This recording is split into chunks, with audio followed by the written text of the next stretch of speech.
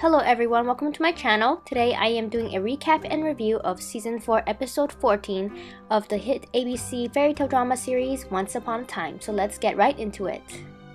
The episode begins with Mary Margaret waking up from a nightmare in which Maleficent snatched her baby Neil away as revenge. Mary Margaret talks to David and they both have a bad hunch about it and agree that the Queens of Darkness need to be kicked out of Storybrooke before anyone else learns of what they did. In a flashback back to Enchanted Forest, we see Snow White and Prince Charming walking around their kingdom when they're confronted by Maleficent, Cruella, and Ursula. Acknowledging that Snow and Charming are heroes, they want to make a deal and propose to escort them to the Tree of Wisdom in order to stop the evil queen's planned sleeping curse. Initially, the five of them travel together, but obvious conflicts of interest and mistrusted feelings lead to their split in the journey.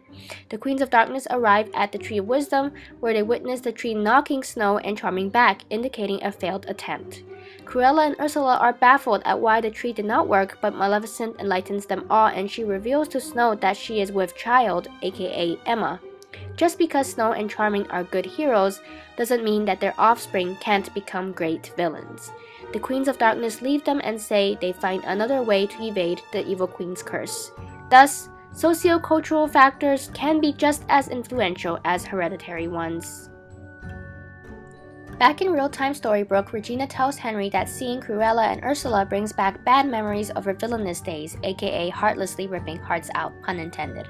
But Henry encourages her that once they figure out who the author of the book is, her happy ending can be had.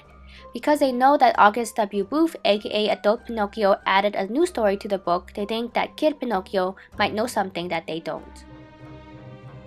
Regina and Henry recruit Emma to talk to Kid Pinocchio, who has no recollection of this happening. Out of anger, Regina implies that the boy's head might still be made of wood, which prompts Geppetto, his dad, to tell Regina to stay away from him.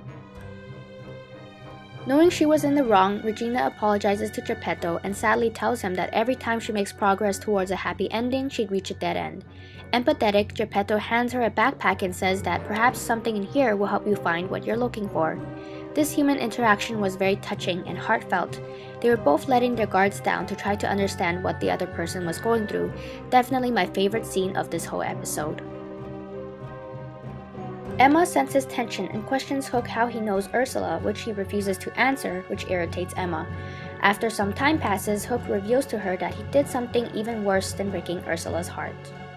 However, Emma reassures him that he's not that person anymore and that she understands. Relating to herself, she says that in the past she would always make negative assumptions, but that now she chooses to see the best in people.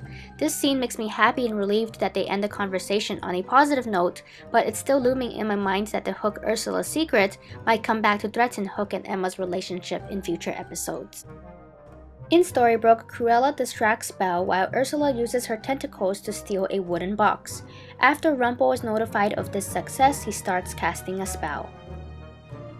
In the sheriff's car, Emma questions David about his and Mary Margaret's vendetta against the Queens of Darkness. Before he gets the chance to respond, they see Cruella and Ursula's car and catch up to them. Charming searches their car but says he didn't find anything. He lets them continue driving and encourages Emma that everything is okay, but actually he found Maleficent's small purple crystal ball. This makes it pretty clear to me that they plan on bringing Maleficent back somehow. Keeping the truth from Emma, David and Mary Margaret go down to the Storybrooke Library's basement. They see Maleficent's remains, but not before Ursula uses her tentacles to knock them unconscious. Then, the four of them are joined by Rumpelstiltskin. While they are still collapsed on the ground, Cruella takes a dagger to draw Snow and Charming's blood, aka the blood from those who wronged Maleficent the most. The blood sat on top of the ashes and the royals wake up confused and angry.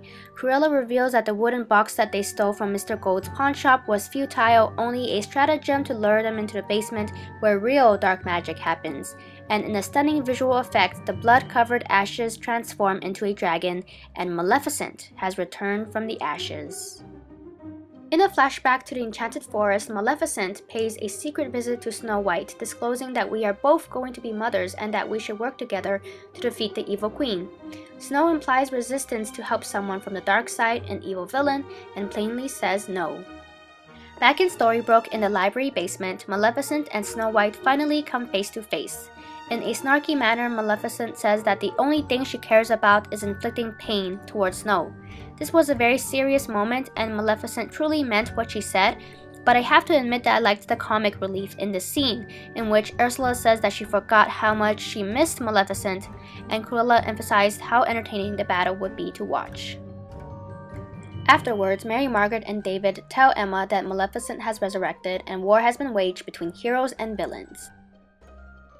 When Regina learns from Snow about the return, she jokingly says that Pound Puppy and Fish Sticks are back. But Snow emphasizes the importance of making the Queens of Darkness believe that Regina is still evil. Then, she asks Regina if she can keep a secret, one that Emma would never learn. And the secret is that Emma was born with the potential for great darkness to become evil. Snow reminisces that she and David have tried their best to protect her and ensure Emma's continuance on the path to heroism and good. Regina listens to Mary Margaret but says that she still doesn't understand how Maleficent was hurt. And in a very dramatic cliffhanger to end the episode, it is revealed that Maleficent lost her child because of what Snow White and Prince Charming did. Overall, slick writing and talented acting in this episode like always. I was shocked to learn that the Charmings wronged Maleficent somehow. I thought it would be the other way around. I wonder who her child and husband were. Emma is supposedly the savior, so I'm not buying the idea that she would become evil. Maybe Henry could? Perhaps? In this episode, Maleficent definitely stands out as the ultimate Queen of Darkness, so I hope that we see more of what Cruella and Ursula are capable of. I'm also excited to learn about the Hook Ursula situation and what Regina finds inside Geppetto's backpack. So many questions. Sound off all your opinions and thoughts in the comments, thumbs up this video, and please subscribe to my channel so you don't miss my next recaps and reviews. It's completely free. Thanks for watching and have a benevolent day.